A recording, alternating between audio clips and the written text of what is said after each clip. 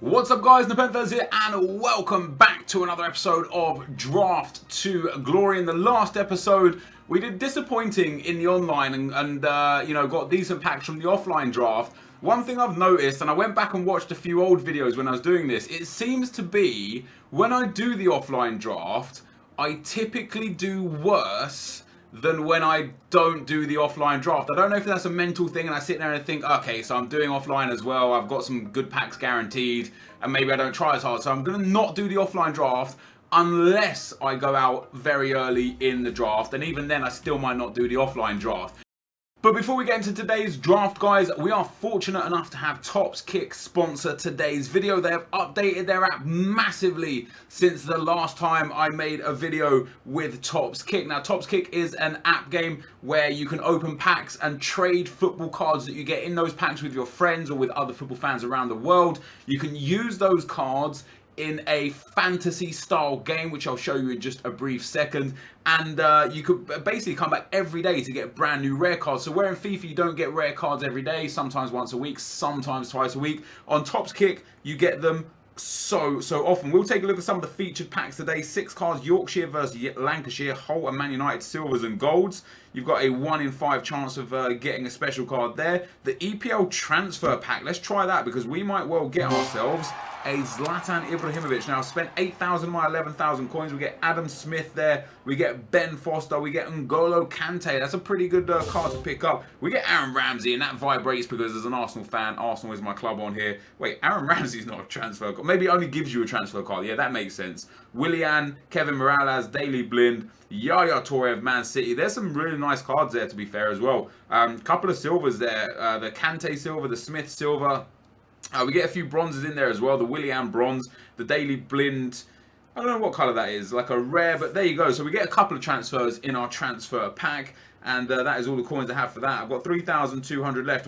I can't even go for the MLS Super Combo pack, but you can come back every single day, and there are brand new packs in the stores. And as you can see, there's like in this pack here, the Bundesliga signature pack, there's a Lahm signature card in there, and you have a 1 out of 10 chance of getting him. You can then use those coins to go into the kind of trade area and either trade your players for different players, or you can offer your cards for a card that you specifically need, and from that you can go and do the awards. Now the awards give you more coins, more packs, and certain awards will be an Adam Johnson signature card award, the Adam Johnson signature card variant award, and you get prizes for having these, just for getting them. Like if you complete a full BPL team, I believe, so Leicester there, the Leicester City white, you get that little boot as like an unlock, as an emblem, and you get a coin reward for doing so as well, which is pretty awesome. Now in terms of the fantasy, guys, you go to the contest tab there, you click on a fantasy. We don't have any coins to enter one, so we're going to join a free to join one, and you get to use the cards that you've got in a fantasy football style way, so very similar to the fantasy apps that you would have seen before. But if you use my link down below to sign up to TopsKick, every time Harry Kane scores for Spurs, you will get bonus points. So I could join this contest. You click on play cards, you load your deck. I don't have a deck yet because I haven't built my deck properly yet, because I haven't got a new season deck. I've got last year and the year before's decks. I haven't got a deck for now, but you guys can go and build your deck, and then for playing in the contest you get again more and more prizes. Fantastic app to be involved with. Hopefully you guys sign up and add me as a friend. My username on here is NepentheZ26 because somebody stole NepentheZ, so don't be conned by them. But yeah, NepentheZ26 is my username. Let me just show you. Let me go home. Store my cards. It's none of those. I don't know where to show you that it's NepentheZ26. These are some of my cards that you can see on the screen now. They're actually the new ones that we just got now. But that is the app, guys. Hopefully you enjoy it. Go check the link down below to pick it up. Let's get into the draft. So guys, once again, if you want to check out TopsKick, link is down below. Let's enter this video. Enter this draft. 15,000 coins. Now I really want to get that 95 Gareth Bale. We've had him a few times show up, and we decided not to pick him. Oh, legend. We'll take a legend. And the reason why we decided not to pick him was just because we was going for, I'm going to ignore that 82 Bale. Yeah, because we were going for a few other players like that MSN draft or that Real Madrid draft, so we kind of ignored them. But now, oh, 98 Ronaldo, I'll take it. That's a really good start up front. But yeah, now I really want that Bale. I've already limited my chances to getting him. It's going to be pretty difficult to get him. What have we got here? Syria, Eredivisie, Premier League. I guess we'll go with the Portuguese guy just because he links with Ronaldo. And then next up we're going to get... Oh, wow. We could go Sergio Roberto, or we could take Hamsik and get another link into Syria. And we'll take him, even if we can't fit the whole team on perfect chemistry, it'd still be quite nice to have him. There's another Syria player in Pjanic. We get Tolisso as well. Tolisso is actually probably the better option in terms of player. Although, like, Pjanic has got better passing, better dribbling, but that is literally it. Tolisso has better pace, better shooting, better defending and better physical. So we'll take Tolisso there. We can obviously, you know, we can adapt the team a lot. And I really do want that Gareth Bale. In fact, I should probably go for looking for that Gareth Bale first to know how we're going to build the rest of the team. Because if we don't get Bale, I don't really want to go for like specifically a La Liga team, you know. So we'll see what we get. Although it's throwing up a hell of a lot of La Liga players. We'll take Bakali there to go on the right-hand side to link with any other La Liga players we get. We get Candrava, that doesn't really help. Zapata might be nice. He's actually got a fantastic card. And we have got a fair few Serie A players already. We get the new transfer, Kevin Prince Boateng. He's got a really good card as well. So throwing him in there, it might be wise, just not yet. It doesn't look like that Gareth Bale is going to grace us. We get a 90 Bale. We get that 95 Aguero, who I will take because he's just that amazing. We got three more chances, I believe. Ooh, I have never ever got Sergio Busquets team of the season in a draft. So for that reason alone, I am going to take him. Oh my God, I'm getting a lot of Bales throw up. Just not the one that I want. This will be the last opportunity to get him, and we didn't get him. But what we have got is the makings of a really strong La Liga draft. We get Sergio Busquets to go in there. We're going to put that Boateng card in here. That gets up to 59 chem. And we've got some brilliant subs as well. And we've got Zapata that can sit in here. We can actually get a Syria hybrid. Oh, wow, that David Luiz card. Bonucci here as well would be good. Where's Zapata? Zapata's AC Milan. Bonucci would be one link off. David Luiz would be nice just to get a bit different in there. So we'll take David Luiz. We'll see what we can do with that. We're going to take Varane as well for that that strong link to Keylor Navas and for no other reason. And then we'll go with Mario Gaspar. He's actually a really good right back. Not the fastest, but not the slowest. And is Reina work? No, Reina doesn't work. Handanovic doesn't work. Steve doesn't. Oh, Mandanda works with that French link, so I guess we'll take him. Well, it doesn't matter anyway, because I should have just taken the highest rated. So we've actually got 90 chem out of this so far.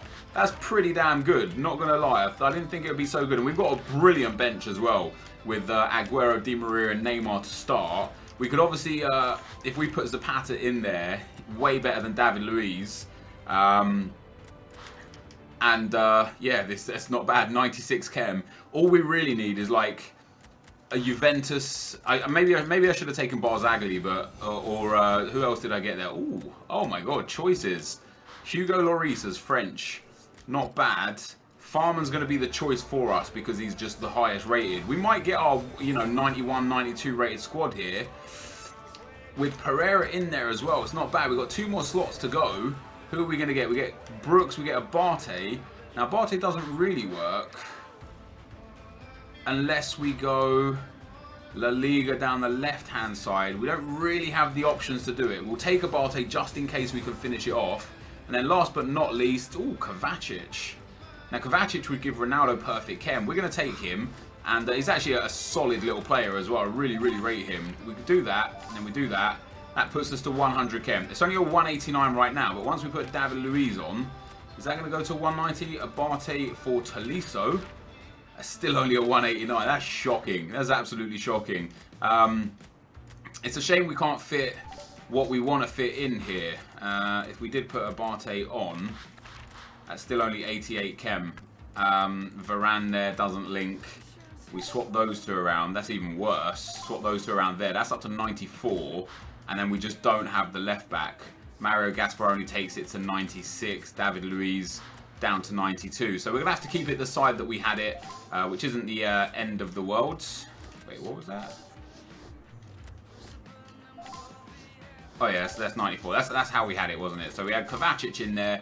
Boom, put him in there, swap the two centre-backs around, and get ourselves Mario Gaspar back in the team. That puts us up to 100 chem, and our bench is actually brilliant. Like, we could play with Boateng instead. Like, if we put Busquets there, we could actually just put Neymar up in that left-hand side instead of Ronaldo. It's, you know, it's just as effective, and then that way we could put Boateng in. Oh no, then Varane. Yeah, Varane does get the chem. It's because he's a cam instead of a centre midfield. So we'll keep Ronaldo up in that left slot there. We'll swap the two centre mids back around. In terms of chemistry, not everyone's on 10 chem. There's only 2 7 chems though, which is really nice. So if we can get City our manager, that would be perfect. And then our bench is just full of superstars. Farman, Pereira will make a really good defensive midfield swap for like Kovacic or Busquets if they get tired. David Luiz for a great centre-back. Neymar, Di Maria and Aguero for good attacking options. We'll take a look at what we can do for a manager. We just kind of need a Serie A, and there he is. Boom. And that keeps us at 100 chem, but at 189, our top players are Messi, Busquets and Navas. 2 big Barcelona players, 1 big Real Madrid player. Actually 2 big Real Madrid players with Cristiano Ronaldo as well. This team is solid, like very, very nice indeed. It's a nice hybrid. Hybrid is more than one, right? You know that, because last time I did a hybrid with 2 leagues, people were like, this isn't even a hybrid. It is a hybrid. Hybrid is like 2 things together as one. Well, this is 2 leagues together as one team. Actually 3 leagues, because I have the legend Laudrup up front as well. So we do have a 3rd league, and I don't really play with Laudrup much. I don't think I've ever played with him. So it's going to be interesting. For the first time ever, I'm going to be playing with Laudrup, 90 rated Busquets and 82 rated Zapata. 3 brand new players I've never used in FIFA to date. So that's pretty damn awesome. But that, guys, is going to be the end of the squad building section. Let's get into the gameplay. Okay guys, so as we go into the gameplay, the first opponent we come up against has got a 5-3-2 formation. You don't see 5 at the back very often in draft anymore. 97 chem, 87 rated. Some pretty low rated players in there, some pretty high rated players in there, and he had a guest. Now, I updated my XSplit today. XSplit is how I record my face cam and my audio, and I only just noticed now, literally whilst editing this video, that the audio is out of sync with the face cam through the update. I don't know how. So if there are any parts of this video where my mouth is moving but the words are coming out like a half a second later, I apologise. I will get it fixed for the next video. I think I've got every area covered, but I might not have. So I appreciate you guys sticking through the tough times. Even as a YouTuber as big as I am with 1.3 million subs, I still fuck up from time to time, and I'm sorry. But in this first game, guys, it was a bit of an interesting game. There was 2 of them. They kept sliding. They kept double pressing me. So as soon as I got the ball with the ball carrier, I had 4 men on me straight away, which gave me a lot of space, which was nice. You can see a slide tackle coming in there. You'll see another slide tackle coming up in a second. And they just made it really, really easy for me to kind of score goals with that. Even though they did score the first goal, they went 1-0 up. That was really bad defending from me. I tried to use B to pull his shirt, and the game registered that as a lunge. So Varane lunged, which gave him all the space that he needed to get through. But we got back into the game 1-1. We go 2-1 up after a defensive error from their goalkeeper passing it to Ronaldo.